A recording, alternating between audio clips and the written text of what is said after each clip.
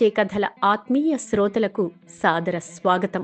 ఈనాటి 827వ వినిపించే కథ వీకే 827 శ్రీమతి బి కళాగోపాల్ గారి దైవం మానుష రూపేణ.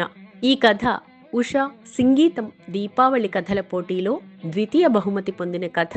2025 మార్చి నవరసాల అంతర్జాల ఉషా వారపత్రికలో ప్రచురించబడిన కథ. ఈ కథ వినిపించేవారు శ్రీ వెంపటి కామేశ్వరరావు. రచయిత్రి శ్రీమతి బి కళాగోపాల్ వృత్తిరీత్యా ఆంగ్ల ఉపాధ్యాయుని. ఎంఏ ఇంగ్లీష్, బీఈడీ చేశారు. 550కి పైగా కవితలు వారి కలం నుండి జాలువారాయి. ఒక కథా సంపుటి, ఒక కవితా సంపుటి వెలువరించారు. నిజామాబాద్ రేడియో ఎఫ్ఎంలో వారి కొన్ని కథానికలు, వ్యాసాలు ప్రసారమయ్యాయి. ఉషా, రాధేయ, భిలాయివాణి, ఎక్స్రే, కలహంస, భూమిక, సాహితీ కిరణం, ద్వాన, వాల్మీకి, మల్లెతీగ, గుర్రం జాషువా, వాసా ప్రభావతి, కవిసంధ్య వారి కవితా పురస్కారాలు అందుకున్నారు. సోమేపల్లి, వట్టికోట ఆళ్వార్ స్వామి, జలదంకి పద్మావతి, ఉరిమళ్ల ఫౌండేషన్, అక్షరాల తోవా, అనసూయ రత్నావతి స్మారక కథా పురస్కారాలు వీరందుకున్నారు. వారి కథ దైవం మానుష రూపేణ ఇప్పుడు విందాం.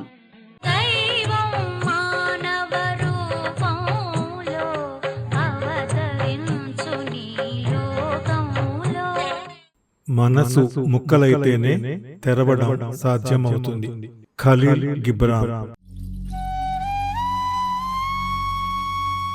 ఉదయం వేళ నాంపల్లి కేర్ హాస్పిటల్ వచ్చేపోయే వాహనాలు, రోగుల తాకిడితో క్రమేపీ రద్దీని సంతరించుకోసాగింది.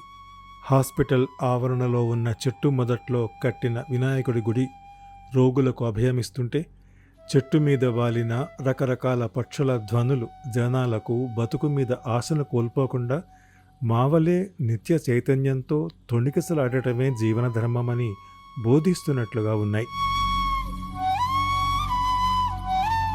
కొన్ని దిగులు పొరలను, కొంత ఉద్వేగపు చీకటిని గుండెలోతుల్లో అదిమిపెట్టి ఆటో దిగుతున్నారు ఆ దంపతులు.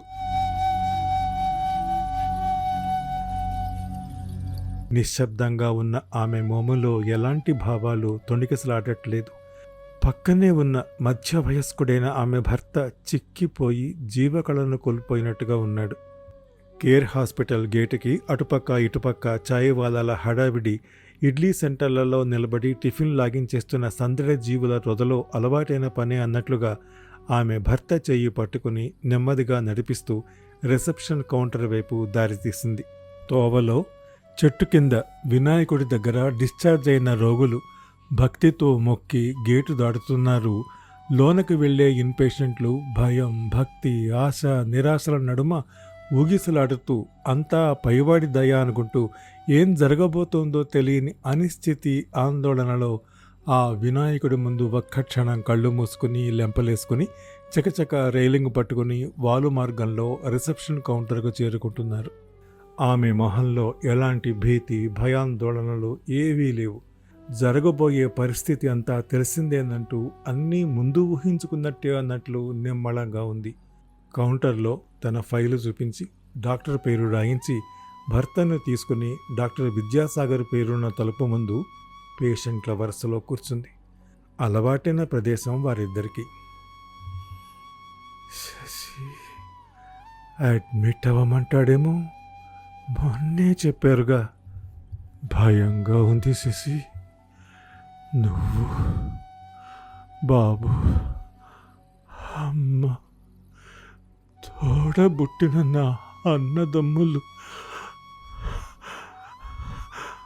అంటూ ఎగశ్వాసతో రొప్పసాగాడు.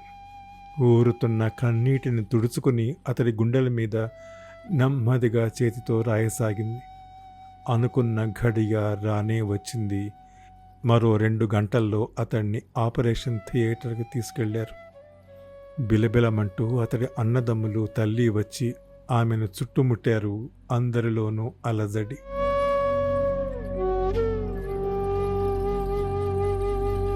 ఆగస్టు 13 మంగళవారం రాత్రి 11:40 సడన్ కార్డియాక్ అరెస్ట్తో అతడి గుండె ఆగిపోయింది.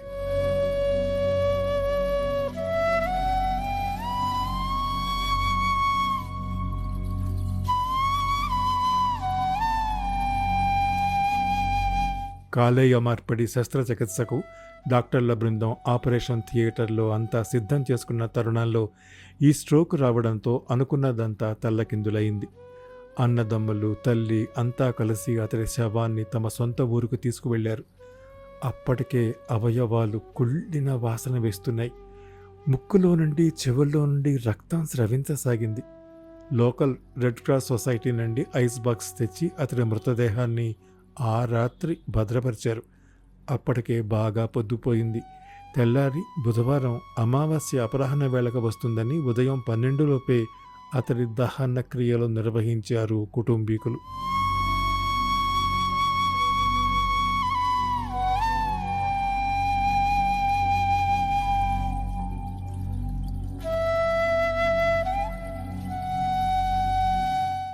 ఎనభై 85 వృద్ధురాలు రమణమ్మ తమ కుటుంబానికి ఈ శాపమేమిటోనని గతించిన తన భర్త ఇప్పుడు చెట్టంతా కొడుకుని పోగొట్టుకున్న దుఃఖంతో కిన్నురాలైంది. అన్నదమ్ములందరిలో విషాద ఛాయలు అలముకున్నాయి. తమ్ముడి గొప్పతనాన్ని, అతడి మంచితనాన్ని మాటిమాటికి జ్ఞప్తికి తెచ్చుకోసాగారు. పక్క గదిలో శోకదేవతలా కూర్చుంది ఆమె. ఇన్నేళ్ల భర్త సాన్నిహిత్యం, కల్మషమెరుగని అతడి అతి స్వచ్ఛమైన ప్రేమ వాత్సల్యాలతో గడిపిన గత జీవితపు సంఘటనలు ఒక్కొక్కటిగా ఆమె స్మృతి ఫలకంలో కదలాడసాగాయి. నా గురించి అంతా చెప్పిన తర్వాత కూడా నన్ను పెళ్లాడటం ఇష్టమేనా అని అడగాలనిపించటం లేదు అన్నాడతను దూరంగా కదులుతున్న మేఘాల వంక నిర్లిప్తంగా చూస్తూ. కించిత్తు బాధపడింది ఆమె.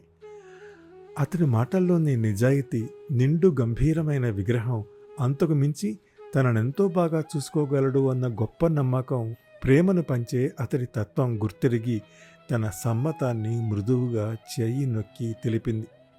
ఎదురుగా కొమ్మల నడుమ పక్షుల జంటలు కువకువలాడాయి. ఆమె రాకతో అతడి జీవితంలో తేనె జల్లులు కురిశాయి. ఆనంద మధురిమలు వెల్లివిరిశాయి.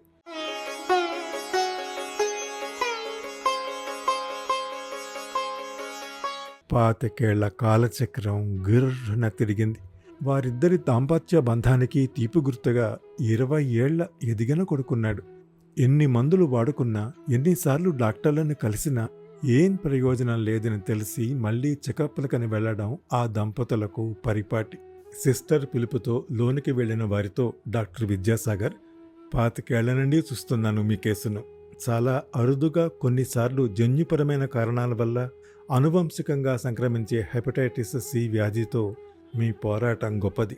ఆ రోజే మా డాక్టర్ల బృందం చెప్పిన మాట, మీ కాలేయ కణజాలం బాగున్నంత వరకు మీకు ఏ ఢోకా లేదు. ప్రస్తుతానికైతే దీనికి ఎలాంటి వ్యాక్సిన్ కనుగొనబడలేదు. మీ జీవితకాలం దాదాపుగా 51, 52. ఆ తర్వాత కాలేయ వాపు తీవ్రంగా పరిణమించి అది లివర్ సిరోసిస్గా, అంటే కాలేయ క్యాన్సర్గా మార్పు చెందుతుందని, ఇహ అప్పుడు కాలేయ మార్పిడి చేసిన మరికొన్ని నెలలు మాత్రమే మీ ఆయుర్దాయం పొడిగించబడుతుంది. కాలేయ మార్పిడి శస్త్రచికిత్స ఇప్పుడైతే అనవసరం. జాండీస్ రాకుండా జాగ్రత్తలు పాటించండి. నిజానికి జాండీస్ జబ్బు కాదు, కానీ అది లివర్ అనారోగ్యం పాలవుతోందని తెలిపే ఒక రోగ లక్షణం మాత్రమే. రేపటి మీ జీవితాన్ని మరింత నమ్మకంగా, ఆశావహంగా జీవించండి. ప్రస్తుతానికి చికిత్స లేని వ్యాధి ఇది. మీ కుటుంబంలో నాన్నగారు ఇదే కారణంతో మరణించారు. మీ అన్నదమ్ములు 4 అక్కయ్యకి ఈ వ్యాధి సంక్రమించలేదు. తరతరాలుగా వస్తున్న అనువంశిక వ్యాధులు ఎవరిలో ఒకరికే జీన్ మ్యూటేషన్ వలన సంక్రమిస్తాయి. దానికి మీ శరీరం వాహకమైంది. బతుకంటేనే పోరాటం. మనల్ని మనం పడిపోకుండా నిలబెట్టుకోవాలి. నేను ఏ మందులిచ్చినా అవి పై బలానికి తప్పితే ఈ వ్యాధిని పూర్తిగా నయం చేయలేవు అంటూ మరోసారి ఇంకేం చేయలేమన్నట్లుగా డాక్టర్ మందుల చీటీ అందించాడతనికి. కాలం గడిచిన కొద్దీ భర్త దూరమవుతాడని తెలుసు. కళ్ళ ముందు కదలాడే మనోశూన్యపు బెంగ, అంతకన్నా ఏమి చేయలేని ఆమె నిస్సహాయత కొంతకాలంగా ఆమెను సున్నితంగా ఆలోచించటం మానేసేలా చేశాయి. అతడు తనకున్న కొద్దిపాటి జీతమైనా అందులోనే కుటుంబ అవసరాలు తీర్చుకుని విరివిగా దానధర్మాలు చేసేవాడు. ఎప్పుడూ చలాకీగా నవ్వుతూ, నలుగురికి సహాయపడుతూ, ఎక్కడున్నా 10 మందికి పెట్టు అన్న విధంగా ఉత్సాహంగా జీవితాన్ని గడిపేవాడు.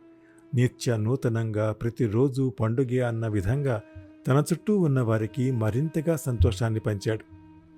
గత 6-7 నెలలుగా జాండీసిస్ సోకి అతడి కాలేయాన్ని తూట్లుగా ఛిద్రం చేయసాగింది.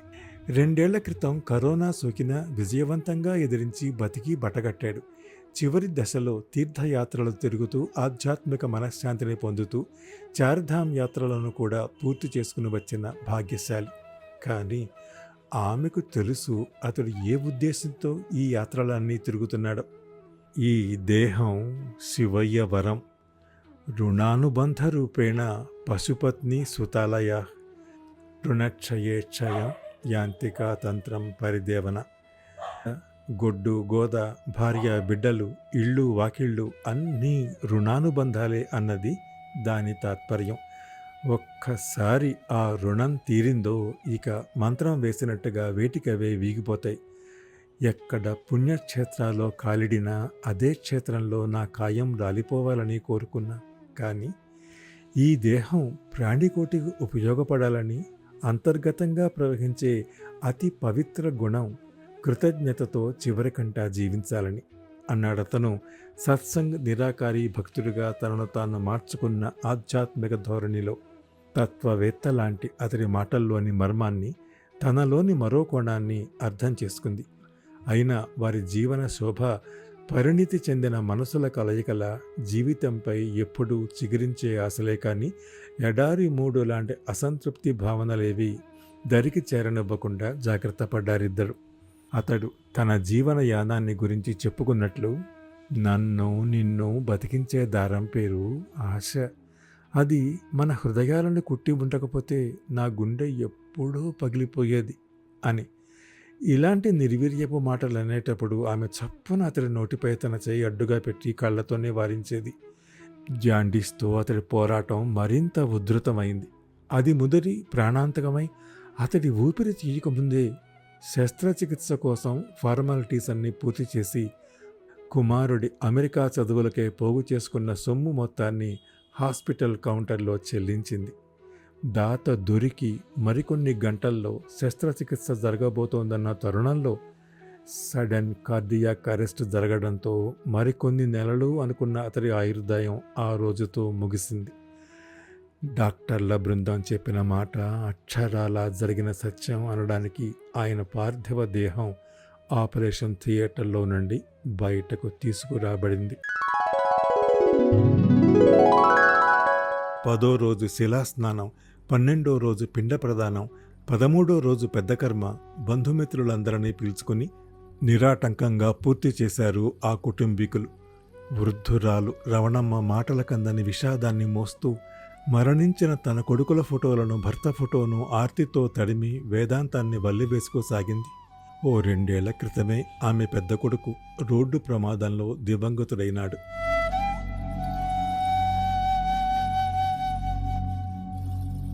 అగరొత్తులు దండలతో వెలిగిపోతున్న భర్త ఫోటో వైపు తదేకంగా చూడసాగిందామె. మరణించాడంటే నమ్మబుద్ధి కావట్లేదు. అతడి కళ్ళు తనతో ఏదో పంచుకోవాలన్నట్టు చూస్తున్నాయి. జీవించి ఉన్నప్పుడు తనెప్పుడూ చెప్పే మాటలు ఆమె జ్ఞాపకాల పొరల్లో కలుక్కుమన్నాయి. అతనితో ఎప్పుడూ హాస్పిటల్ చెకప్లకని వెళ్ళినా తను భయంతో చిగురుటాకులా వణికిపోయేది. క్షణం క్షణం వెంటాడే బతుకు భయంతో గుండె దిగులు మేఘమై వర్షించేది. సూర్యాస్తమయాలే కాదు, మరిన్ని సూర్యోదయాల్ని కూడా చూస్తాను అంటూ గోరువెచ్చని చేతి స్పర్శతో భరోసా ఇచ్చేవాడు. దానికి తోడు చుట్టూ దీర్ఘకాలిక జబ్బులున్న రోగులను గమనించేది. రకరకాల పేషెంట్ల బతుకు పోరాటాలు, వారి బీభత్స భయానక జబ్బులు, వారితో వచ్చిన రక్త సంబంధీకుల రోదనలు ఆమెను నిలువెల్ల నిర్వేదంలో ముంచేసేవి. 9 ఏళ్ల బాలుడు, కిడ్నీ దాత లభించక మరణించిన వైనం, ఊపిరితిత్తులు చెడిపోయిన వారు, రకరకాల క్యాన్సర్ పేషెంట్లు. వీరిని చూసినప్పుడల్లా జనన మరణాల చక్రభ్రమణాల్లో పరిభ్రమిస్తూ కాలచక్రంలో ఎప్పుడు ఎవరి సమయం ముగిసిపోతుందో, ఆట ఆగిపోతుందో ఆ రోగులకు తెలిసిన వారి మనోధైర్యానికి, గుండె దిటవుకు చలించిపోయేది. నిజం చెప్పాలంటే ఆ హాస్పిటల్ వాతావరణమే ఆమెలో ఆత్మశక్తిని, ఆత్మనిర్భరతను హెచ్చించేలా చేసింది. చుట్టూ ఉన్న రోగులను చూసినప్పుడల్లా తడిమే జీవన పార్శ్వాల్లోని గాఢత అసలు జీవించి ఉండగలగటం ఎంతో గొప్పవరం అనుకునేలా ప్రభావితమైంది. అతను ఎప్పుడూ అనేవాడు, అవయవాల దానం కంటే అసలు శరీరాన్నే దానం చేస్తే పోలా, దేవుడిచ్చిన అమూల్య దేహం ఇది. కుమార సంభవంలో ఆనాడే కాళిదాసు చెప్పిన సూక్తి ఎంత గొప్పది. శరీరమాద్యం ఖలు ధర్మ సాధనం. శరీరమే ముఖ్యమైన ధర్మ సాధనం. దేహమే దేవాలయం. అట్టి దేహంలో ఉన్న దైవాన్ని సందర్శించాలంటే ఉపయోగపడవలసింది దేహమే.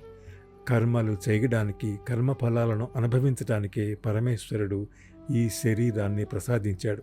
అందుకే పరమాత్మ ప్రసాదించిన ఈ దేహంతో సత్కర్మలు మాత్రమే చేయాలి, ధర్మబద్ధంగా జీవించాలి. మనం చేసే మంచి పనులే అంతిమంగా శుభాలను కలుగజేస్తాయి. నా అవయవాలు మరొకరి కంటిచూపై, ఇంకొకరి గుండె లయగా, మరొకరి శ్వాసకోశాల్లో ఊపిరి తీసుకోవాలని ఉంది. జాతస్య ధ్రువం మరణం. ఈ సత్యాన్ని క్షణ క్షణం గుర్తెరిగి మసలుకోమంటుంది నా మనసు. యవ్వనంలోనే మరణం గురించి తెలుసుకున్నవాణ్ణి. నువ్వు ఫలానా వయసులో చనిపోతావని చెప్పినప్పుడు ఎవరికైనా ఏమనిపిస్తుంది? ఈ సత్యాన్ని అంత తేలిగ్గా జీర్ణించుకుని కాలం చిటికన వేలు పట్టుకొని నడవటం అంత ఆషామాషీ కాదు. నా ఉచ్ఛ్వాసకు భంగం కలిగిన ప్రతిసారి కళ్ళ ముందు మరణం ప్రత్యక్షమవుతుంది. వృధాగా మట్టిలో కలిసిపోయే ఈ దేహం మరొకరిలో చిగురులు వేసి వారి ప్రాణాల్ని నిలబెడుతుంది అన్న ఆ ఊహే ఎంత గొప్పది. మనః సత్యేన శుద్ధ్యతి. మనస్సు సత్యంతో శుద్ధి పొందుతుంది. ఇలాంటి సత్యవాక్కులు, సకారాత్మకమైన ఆలోచనలే నా బ్రతుకు ప్రేరణ. నా తదనంతరం నా ఆశయాన్ని నిలబెడతావా శశి? పోరాడి అస్తమించిన పార్థివ శరీరాన్ని ఖననం, దహనం చేస్తే ఏం ప్రయోజనం? వేలల్లో అవయవదానం కొరకు ఎదురుచూసే అభాగ్యులున్న మన దేశంలో ఈ చిరు ప్రయత్నం సఫలీకృతం అవదంటావా? ధర్మ నిర్వహణలో దైవ సహాయం ఉందంటారే. శరీరాన్ని దానం చేస్తున్నట్లుగా మనం ముందే రిజిస్ట్రేషన్ చేసుకొని తత్సంబంధ మెడికల్ కాలేజీలో ఈ వీలునామా పత్రాన్ని ఇచ్చే సదుపాయం ఉంటే ఎంత బాగుండు. ఎన్నో మరణాలను అరికట్టి వారి కొడిగడుతున్న జీవితాలకు ఆశావహ భవిష్యత్తును అందించలేమా మనం? నాటి కాలంలో తదీచి దేహం పరోపకారార్థం, ధర్మార్థం, దేవహితార్థం కైంకర్యం కాలేదా? పరుల సుఖదుఖాల్లో పాలు పంచుకోవడం ఉత్తమ ధర్మం అనే ఆదర్శాన్ని చూపించిన త్యాగజీవి దధీచి ఆదర్శప్రాయుడే నిలిచాడు. ఆపదలో ఉన్న వారిని ఆదుకునేందుకై దేవుడే మనిషి రూపంలో కాపాడతాడని దైవం మానుష రూపేణ అంటున్న మన పవిత్ర ఇతిహాసాల నీతి సూత్రాలను ఎందుకు విస్మరిస్తున్నాం? అతడి మాటల్లో ఎంత వివేచన! సంఘానికి తన వంతుగా ఎంతో కొంత మంచి చేయాలన్న తపన అహరహము తొంగి చూసేది. పాడు జబ్బు ఆయన ప్రాణాలను మింగింది గాని ఆశయానికి చావులేదుగా. ఆమెలో తొలుగుతున్న దిగులు చీకట్లు రేపటి కర్తవ్యానికై పూనిక ఇస్తున్నట్లుగా వీడుతున్న భయాల కారుమబ్బులు. శుష్కించిన దేహం మనోవ్యాకులతతో ఉన్న ఆమెను గాలి మార్పు కొరకై కొన్ని రోజులు పుట్టింటి వారు వైజాగ్ తీసుకెళ్లారు.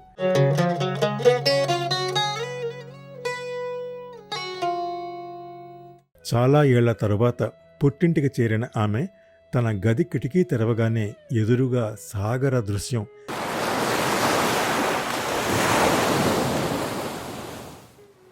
ఏళ్లకేళ్లుగా అదే సముద్రం, అవే కెరటాలు ఉవ్వెత్తున ఎగిసిపడుతూ, పడినా లేస్తూ.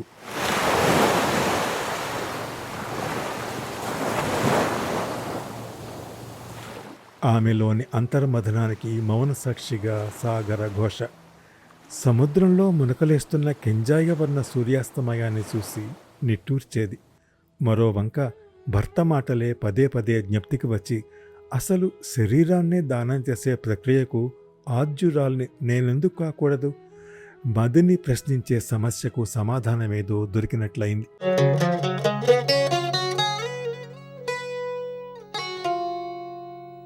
అది విశాఖ ఆంధ్ర మెడికల్ కాలేజీ ప్రాంగణం. ఆ మెడికల్ కాలేజీ స్థాపించి ఆ 100 ఏళ్లు పూర్తయిన సందర్భంగా జరుపుకొనబోయే వేడుకలలో భాగంగా సుందరంగా తీర్చిదిద్దిన ప్రాంగణ ద్వారం ముందు ఆటో ఆపించింది ఆమె. స్వాగత తోరణాలతో ఎంతో ఉన్నతంగా ఠీవిగా వెలిగిపోసాగింది ఆ మెడికల్ కాలేజీ. ఎంతోమంది గొప్ప పేరున్న వైద్యులను అందించిన ఘనత దాని సొంతం. ఆమె అడుగులు నేరుగా ప్రిన్సిపాల్ గదివైపు కదిలాయి. కొద్దిపాటి నిరీక్షణ అనంతరం ప్రిన్సిపాల్ గారు రమ్మంటున్నారన్న పిలుపు అందుకుని ఆయన గదిలోకి అడుగు పెట్టిందామె. ఆయన సీటు వెనక ధవళ వస్త్రాల్లో దేవతలా వెలిగిపోతున్న మదర్ థెరెసా, గోడలపై ఆ కాలేజీ స్థాపకుల ఫోటోలు, పట్టాపుచ్చుకున్న డాక్టర్ల ఫోటోలతో పాటు తన భర్తకు చికిత్స అందించిన ప్రముఖ గ్యాస్ట్రోఎంట్రాలజిస్ట్ డాక్టర్ విద్యాసాగర్ గారిని వెంటనే పోల్చుకుందామె. తన శరీరాన్ని మెడికల్ కాలేజీకి దానం చేయాలనుకున్నట్లుగా స్థిరంగా పలికిన ఆమె గొంతులోని ధైర్యానికి ఆశ్చర్యపోయారు ప్రిన్సిపాల్.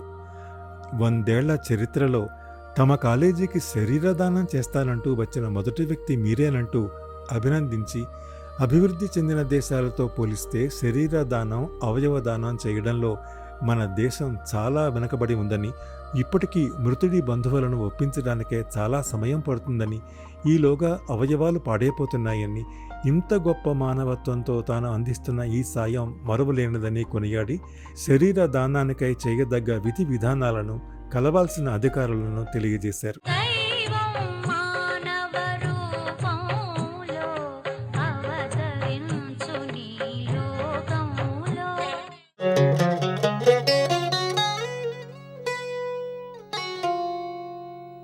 ఆమె తిరిగి తన భర్త నివసించిన ఊరికి వెళ్ళిపోయింది. ఆ ఊరి సబ్ రిజిస్ట్రార్ ఆఫీసుకి వెళ్ళి పొలం ఆస్తిలాగే తన శరీరాన్ని ఆంధ్ర మెడికల్ కాలేజీకి దానం చేస్తున్నట్టు ఒక విల్, సమ్మతి, రిజిస్ట్రేషన్ చేయించాలి అని చెప్పింది. ఏమిటి, శరీరాన్ని దానం చేస్తున్నారా అని అందరూ తొలుత విస్మయపడి ఆ తర్వాత మెల్లిగా తేరుకుని 4 రోజుల సమయం తీసుకుని తమ పై అధికారుల నుండి సమాచారం తీసుకుని రిజిస్ట్రేషన్ చేశారు. ఆ రోజు ఆమె ఆనందం అంతా ఇంతా కాదు.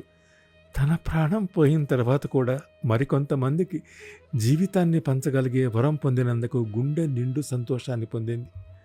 ఆంధ్ర మెడికల్ కాలేజీ ప్రిన్సిపాల్కు తన విల్లును అందజేసింది. భర్త ఆశయం వేళ్ళూనుకుని శరీర దానం, అవయవ దానం సమాజంలో వటవృక్షమై వర్ధిల్లాలని, ఈ ప్రక్రియను నోటరీ ద్వారా కూడా సులువుగా అందరికీ అందుబాటులో తెచ్చేలా పోరాడింది. శరీర దానం చేసేందుకై అతి సుదీర్ఘ సమయాన్ని, ఎదురుతెన్నుల నిరీక్షణలను పటాపంచలు చేస్తూ ఆమె వేసిన తొలి అడుగు అంకురమై నాటుకుంది. తన చుట్టూ ఉన్న సమాజాన్ని నెవ్వెరపోయేలా చేసింది. మొదట విస్మయపడ్డారు, విస్తుపోయారు, కంగారు పడ్డారు. ఆనక దీంట్లోనూ గొప్ప ఆనందముందని తెలుసుకున్నారు. పైకి కనిపించే డొల్ల బతుకులు, పోయిన తర్వాత రాల్చే కల్తీ కన్నీళ్లు, హడావిడిగా ఒక్కరోజులో కొద్ది గంటల్లోగా ముగిసే పిండ ప్రధాన ఆచార క్రతువులు, శ్రద్ధాంజలి తదితర మరణానంతర కార్యక్రమాల్లో కనబడని మమతానురాగాల్ని నిరసిస్తూ తన పార్థివ దేహం ఏ మెడికల్ కళాశాలకి ప్రయోగాలకి పనికి వచ్చినా చాలు, లేదా తన అవయవాలు మరో దేహంలో తిరిగి ఊపిరి పోసుకున్న అదే గొప్ప మనుష్య రుణం తీర్చుకున్నట్లు అని భావించిందామె. తన బ్యాగులోనూ ఎప్పుడూ శరీర దానం చేసినట్లుగా ఇచ్చిన ఐడి కార్డు వేసుకుని వెళ్ళేది. తాళం తీయగానే ఇంట్లో గోడకు ఎదురుగా తన శరీర దానానికి సంబంధించిన సర్టిఫికెట్టు, ఫోటో కనిపించేలా వేలాడదీస్తుంది. ఫ్రేమ్ కట్టించుకున్న ఆ సర్టిఫికెట్టు తన జీవన సాఫల్య కృషికి గుర్తింపుగా తలచేది. ఈ జీవితాన్ని జీవించి ఉన్నంతకాలం ఆనందంగా గడపలేమా అనిపించేది ఆమెకు. మరణానంతరం దేహంలోని అవయవాలు దానం చేస్తే మరుసటి జన్మలో అవే అవయవాలు లేకుండా పుడతారేమో అన్న మూఢజనుల మాటలకు పగలబడి నవ్వేది. నరజన్మ లభించటమే పరమోత్కృష్టమైనది. మరుసటి జన్మలో ఎవరికెవరు? మనం పోయాక మన ఉనికి, పునరపి జననం ఎక్కడో ఊహకు కూడా అందదు. ఇప్పుడే లభించిన ఈ తక్షణమే పరులకు సేవ చేయడంలోని ఆనందాన్ని పొందాలి. గతం మారదు, మార్చలేని గుణపాఠాన్ని బోధిస్తూ వెళ్ళిపోవటమే దాని వంతు. వర్తమానంలో ఆశావహం, భవిష్యత్తు పట్ల గొప్ప నమ్మకం, ఇవే కదా ప్రతి మనిషి తనతో తాను చేసుకునే ప్రమాణాలు అంటున్న ఆమె మాటల ప్రవాహాన్ని అడ్డుకున్నట్లుగా, మేడం మన సంస్థకు మరికొంతమంది శరీర దానాన్ని చేస్తున్నట్లుగా రిజిస్ట్రేషన్ పత్రాలను తెచ్చారు అంది క్లర్క్. అందరినీ లోనకు రమ్మన్నట్టుగా సైగ చేసింది ఆమె. బిలబిలమంటూ ఓ 30 మంది రకరకాల వయస్సు గల వ్యక్తులు లోనికొచ్చారు. వారందరి చేతుల్లో నిర్భయంగా రెపరెపలాడుతున్న శరీర దాన పత్రాలు. వారు ఆమెకు ఆ పత్రాల్ని అందజేస్తుండగా జర్నలిస్టులు, రిపోర్టర్లు తమ కెమెరాలను క్లిక్ మనిపించారు. తన భర్త మరణించిన ఆగస్టు 13వ తేదీ, అదే రోజు ప్రపంచ అవయవదాన దినోత్సవం కావడం యాదృచ్ఛికమేమో కానీ ఆ సందర్భంగా తీసుకున్న ఆ ఇంటర్వ్యూ కథనం దైవం మానుష రూపేణ పేరిట తెల్లారి ఆమె టేబుల్పై రెపరెపలాడసాగింది. నిజమే, మనసు ముక్కలైతేనే తెరవటం సాధ్యమవుతుంది. టేబుల్పై నవ్వుతున్న భర్త ఫోటో పక్కన చిన్న దీపాన్ని వెలిగించింది.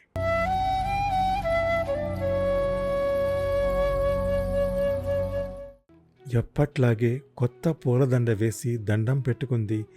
తన ఆశయాన్ని బతికించడానికై గత 10 ఏళ్లుగా నిరంతరం శ్రమించిన ఆమె గుండె ఆలసిపోయింది.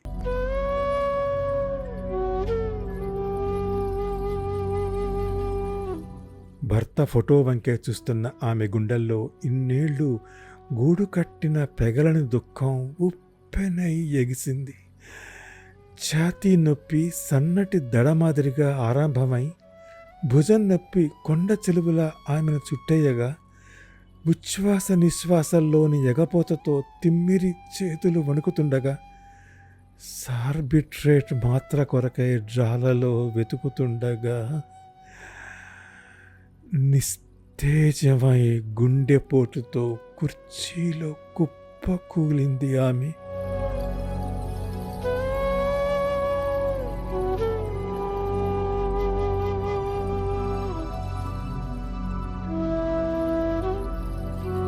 శరీర దానం చేసిన ఆమె ఐడి కార్డు మాత్రం ఈ జీవి మనుష్య రుణం తీరిందంటూ మరో పాత్రలోకి మారబోయే రూపాంతరం కొరకు నిరీక్షించసాగింది.